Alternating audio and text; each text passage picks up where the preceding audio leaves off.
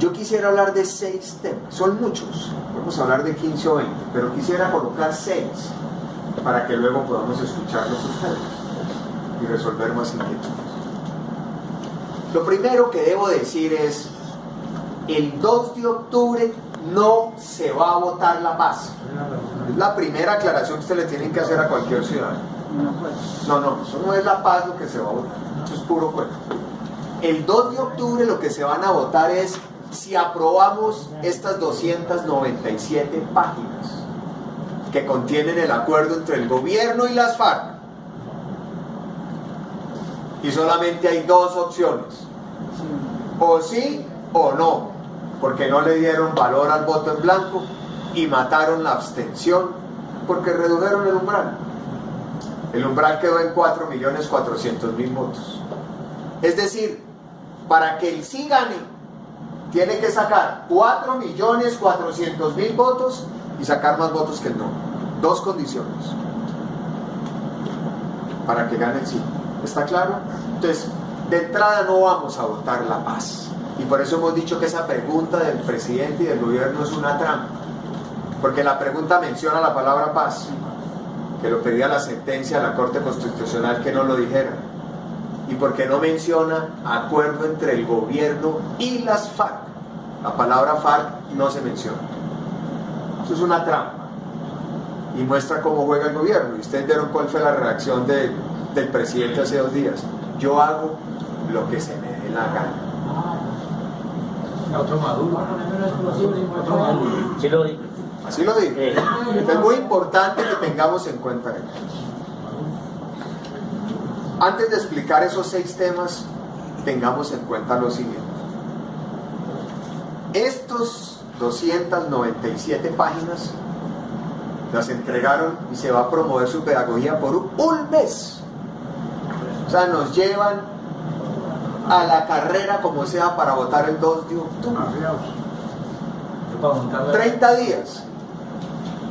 Eso es una clara desventaja para quienes estamos en contra. Un gobierno que tiene el control de todos los medios de comunicación, la pauta, la plata, el presupuesto público, entregando casas gratuitas para que voten por el sí. Todo eso hay que decirlo a los ciudadanos. Nosotros no tenemos esas mismas garantías. Aquí el gobierno hace lo que se le dé la gana. Y en 30 días tenemos que votar esto. Pero ¿por qué tenemos que votarlo el 2 de octubre? Y esto es fundamental que ustedes lo entiendan. Porque el gobierno tiene que presentar la reforma tributaria. Y la reforma tributaria tiene que estar aprobada el 20 de diciembre. Y para que esté aprobada el 20 de diciembre, con mensaje de urgencia, es decir, para que la Pupitrién la tiene que presentar a más tardar el 15 de octubre. Por eso el plebiscito no puede ser más del 2 de octubre. Pero lo que es más grave, el gobierno no presenta la reforma tributaria ahora porque va a aumentar el IVA en 3 puntos. Y sabe que si eso hace ahora, ¿quién vota el plebiscito? Pero mire el engaño. Por eso hay que decírselo a los ciudadanos. El mayor engaño de este gobierno es el 2 de octubre votar el plebiscito y al otro día radicar la reforma tributaria. Hay que advertirle eso a los ciudadanos.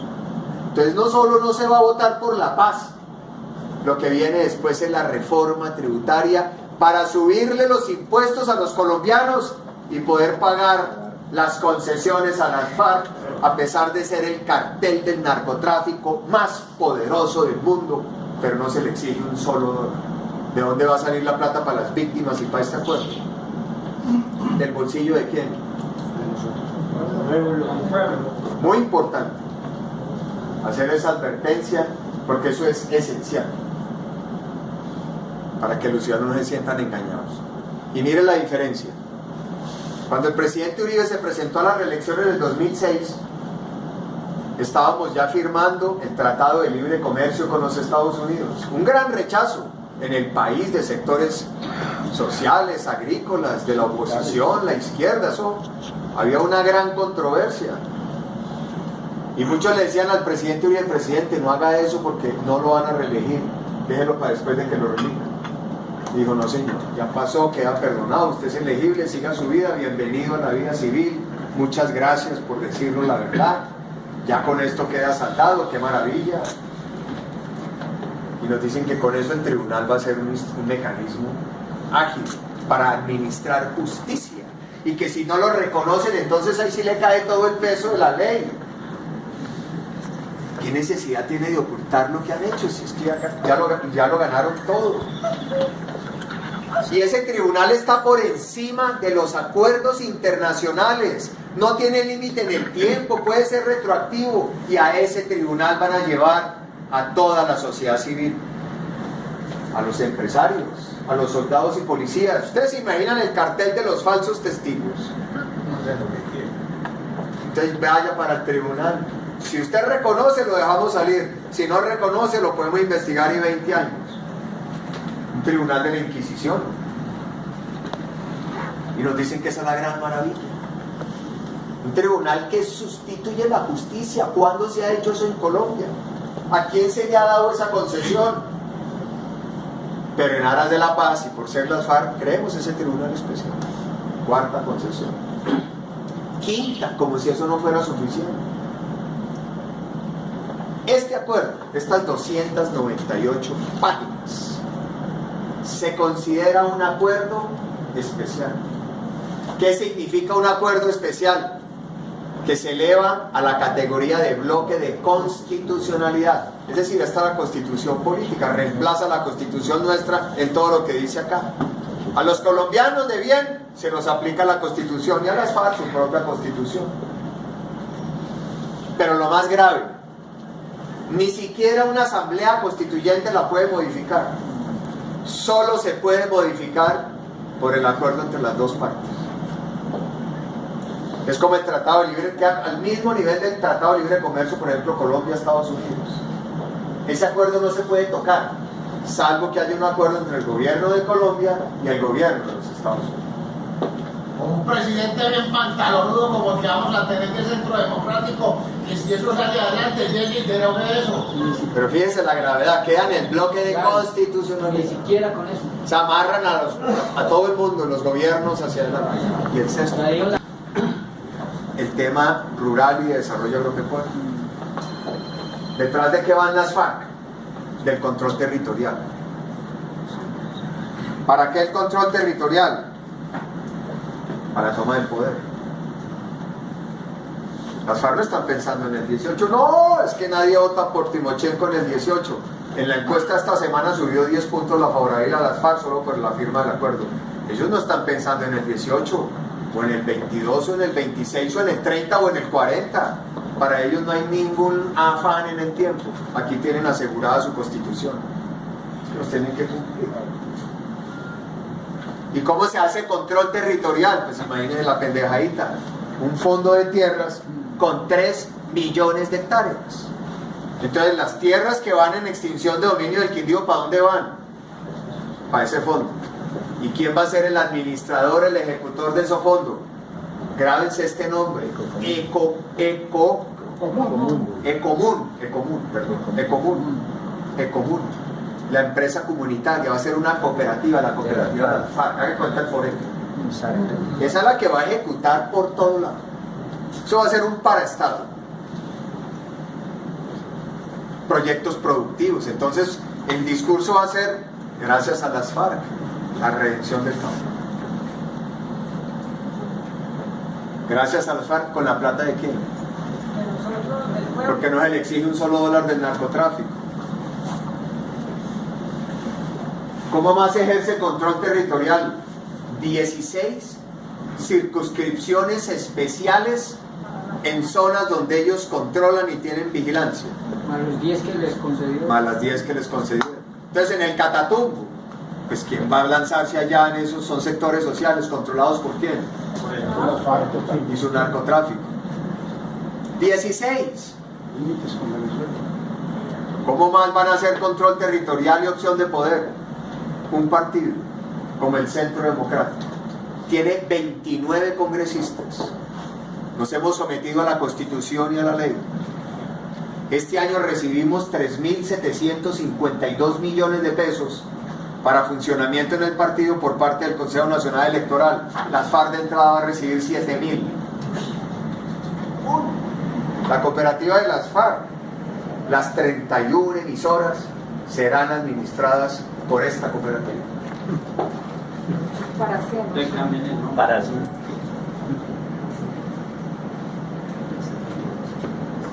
¿Esta no es la autopista para el socialismo siglo XXI? ¿Y por qué? Porque vamos a permitir a quién se le ha hecho estas concesiones. ¿Cuánto trabajo de los campesinos, caficultores, ganaderos, empresarios? ¿Y las FARC esto? Ah, no, es que se trata de darle a las FARC para que entren en paz, porque es mejor silenciar los fusiles que un mal acuerdo que seguir en esta guerra. Sí, ¿cómo no? Y cuando en este departamento era imposible llegar por la cordillera atravesada del Alto de Minas, ¿quién fue el que actuó? No fue el gobierno cuando establece un batallón de alta montaña para empezar a darle tranquilidad a la ciudadanía y a los municipios de la cordillera, y se podía transitar de día y de noche esa carretera. Y recordábamos hoy cuando el FOREC reconstruyó Pijao, ¿a los cuántos días llegó las FARC que hizo esa destrucción del municipio otra vez? ¿Cuál ha sido su compromiso? Pero resulta que ahora si quieren hacer la paz, si quieren...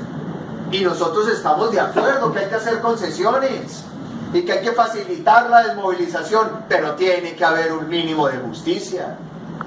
Nosotros no podemos entregar el país así. Y nos dan 30 días para discutir esto.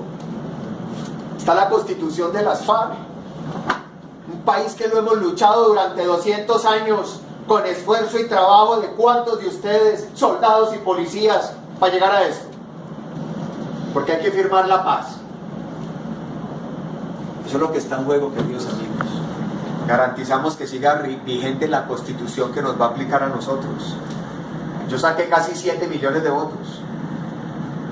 Y ustedes se dieron cuenta de la trampa en la publicación de hace un mes de Las Dos Orillas, cómo montaron una operación criminal para infiltrar mi campaña y hacerme un complot entre la Dirección Nacional de Inteligencia, que está adscrita al presidente de la República, y la Fiscalía de Eduardo Montealegre, para que yo no ganara la presidencia.